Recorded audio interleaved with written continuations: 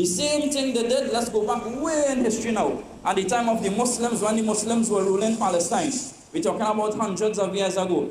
The same crusaders, the same knights in shining armor, the same ones who had the cross on their chest, when they entered Jerusalem and they saw the affluence and the dignity and the cleanliness of the streets of the Muslims, and they saw that the Muslims were living a life of glory, the books of Islamic history states that those same knights, those same crusaders, they trembled in awe. Because what they thought that they were going to meet some barbarians, and they thought that they were going to see something worse than what they are accustomed seeing in England and UK.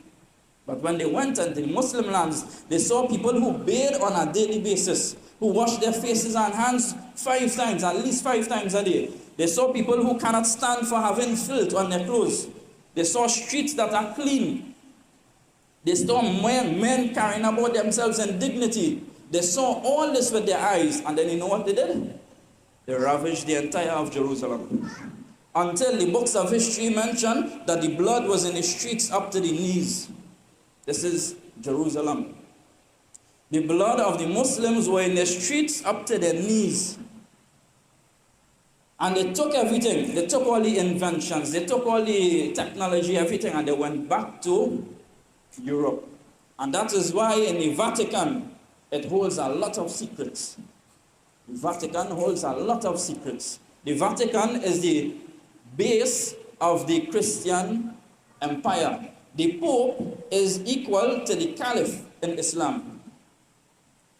So they raped the Muslim lands, they killed them out, and then they took everything. From then, they started to build on all the inventions. Inventions even simple as soap and the use of soap.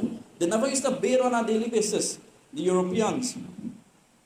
So they took everything and they started to build on it, started to study it, build on it. And from there, you got the industrial boom.